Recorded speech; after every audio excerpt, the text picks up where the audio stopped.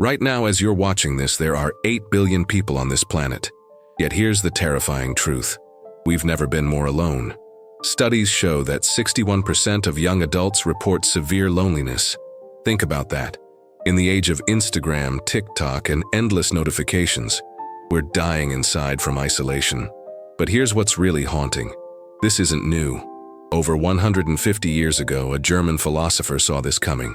Friedrich Nietzsche predicted our exact nightmare. He warned us about a world where humans would become strangers to themselves and each other. But why? What did he see that we missed? And more importantly, what did he discover about escaping this prison we've built around our souls? Because here's the thing. Your loneliness isn't a personal failure. It's a symptom of something much deeper. Something that's been brewing in human consciousness for centuries. The question is, are you ready to face what Nietzsche found in the darkness? Because once you see it, you can never unsee it. And that might be exactly what you need to break free. Picture this. You're standing in a cathedral that once echoed with prayers, now silent and empty. The stained glass still catches the light, but nobody's there to see it. This is what Nietzsche meant when he declared, "God is dead." But wait, before you think this is about religion, let me stop you right there. Nietzsche wasn't celebrating. He was terrified, because he understood something most people miss. When you remove the foundation, everything built on top of it crumbles. For thousands of years, humans had something bigger than themselves to believe in. Shared values, common purpose, a reason to get up in the morning that went beyond personal pleasure or success. Then suddenly, nothing. Think about your own life for a moment. What gets you out of bed? Is it your job, your followers, your next purchase? And when those things disappoint you, what then? This is what Nietzsche called nihilism. Not just the absence of God, but the absence of any absolute meaning. And here's the kicker. He predicted that this would create a specific type of human suffering, a loneliness that goes deeper than just missing people. It's the loneliness of existing in a universe that doesn't care about your existence, of living in a world where your deepest values might be completely arbitrary, where your pain has no cosmic significance. But here's where it gets really dark. When people lose their connection to something transcendent, they don't just become sad, they become strangers to each other. Because if nothing really matters, why should your suffering matter to me? This is the haunting reality Nietzsche saw coming. A world of isolated individuals, each trapped in their own subjective reality, with no shared truth to unite them. Sound familiar? The question is, if Nietzsche was right about the problem, what did he propose as the solution? Let me ask you something uncomfortable.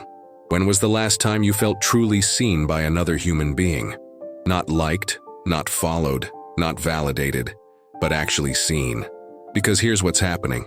We're living in the most connected era in human history, yet we're experiencing what psychologists call lonely together syndrome. You know that feeling when you're scrolling through hundreds of friends online, but you can't think of a single person you could call at 3 a.m.? Nietzsche predicted this exact scenario. He saw that when humans lose their shared foundation of meaning, they retreat into what he called the herd mentality. But here's the twist. Even in the herd, we remain fundamentally alone. Think about your social media feed right now. Everyone's performing their best life, but nobody's sharing their real struggles. We've created a world of beautiful masks, where authentic connection has become almost impossible. You're surrounded by people, yet you're starving for genuine human contact.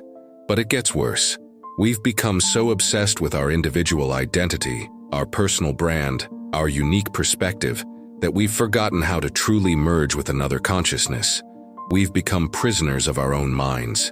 Remember when communities had rituals, shared meals that lasted hours, conversations that went deep into the night? Now we have likes, comments, and 15-second videos. We've traded depth for breadth, intimacy for influence. And if you're feeling this isolation right now, if this resonates with something deep in your chest, then hit that like button, because recognizing this problem is the first step towards solving it. And subscribe to this channel, because we're going to explore how the greatest minds in history found their way out of this maze. The question is, what happens when this isolation becomes so intense that it starts to change who you are? What happens when the abyss starts looking back? He who fights monsters should be careful lest he thereby become a monster. And if thou gaze long into an abyss, the abyss will also gaze into thee. Nietzsche wrote these words as a warning. But what did he really mean? Here's what happens when isolation reaches its breaking point. You start to lose yourself. The loneliness doesn't just hurt anymore. It begins to reshape your entire reality. You start seeing enemies where there are none. You begin to believe that your pain is evidence that the world is fundamentally broken. Think about the last time you felt deeply alone, really alone. Did you notice how your thoughts started to spiral? How every small rejection felt like proof that you're unlovable? How every disappointment confirmed that life is meaningless? This is the abyss gazing back at you. Your isolation starts to create a distorted lens through which you see everything. And here's the terrifying part. The longer you stare into that darkness, the more it becomes your identity. But Nietzsche discovered something profound in this darkness. He realized that this moment, this confrontation with the void, is actually where transformation begins. Because when you're stripped of everything external, when all the comfortable illusions fall away, you're forced to confront a fundamental question. Who are you when nobody's watching? Who are you when nothing external validates your existence? Who are you in the raw, unfiltered silence of your own consciousness? Most people run from this question. They fill their lives with noise, distractions, endless activity. They join movements, collect achievements, chase relationships, anything to avoid sitting alone with themselves. But what if that's exactly backwards? What if the very thing you're running from is the key to your freedom? Because here's what Nietzsche understood. There are two types of people who stare into the abyss. Those who let it consume them, and those who use it as a mirror to see who they really are underneath all the social conditioning. The question is, which type are you going to be? Here's where everything changes. Here's where Nietzsche offers us something revolutionary. He said, become who you are. But what does that actually mean? Because if you're like most people, you've spent your entire life trying to become who others want you to be.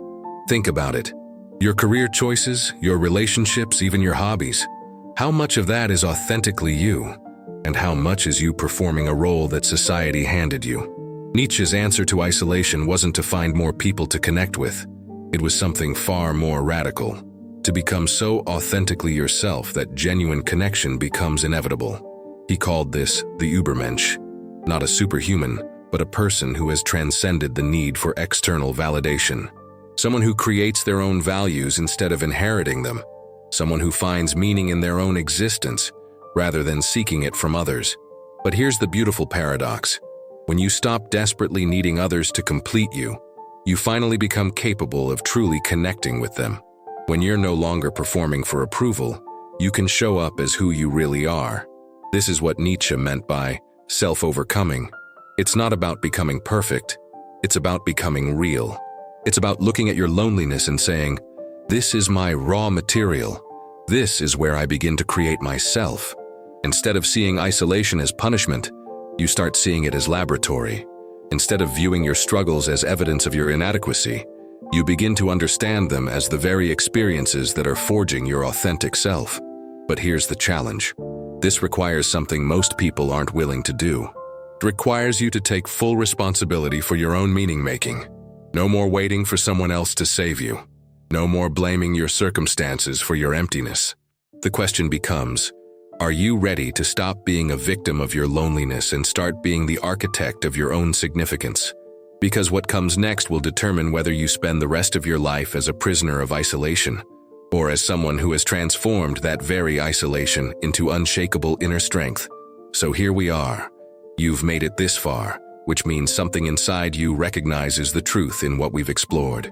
And that alone puts you ahead of 99% of people who are still running from their own reflection. But knowledge without action is just sophisticated entertainment. So let me give you something concrete, something you can do right now to begin your transformation from isolated victim to self-created individual. First, embrace what Nietzsche called amor fati. Love your fate.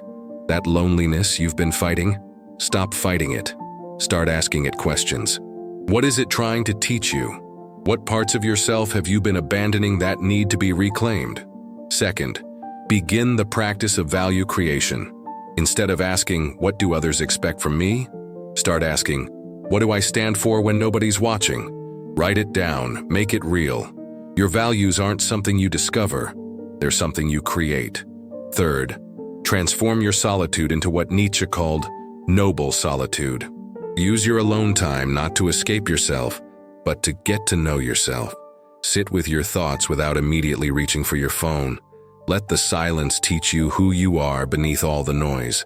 But here's what I want you to do right now, in this moment. Write one word in the comments below.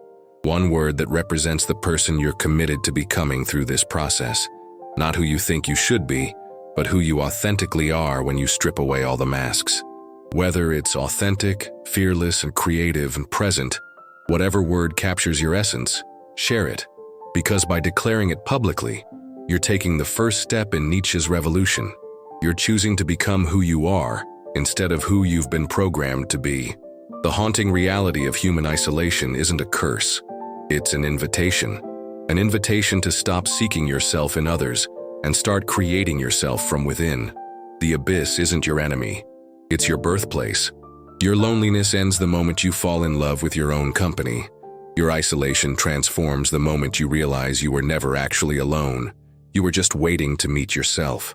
The question was never, how do I connect with others? The question was always, how do I connect with who I really am? And now you know.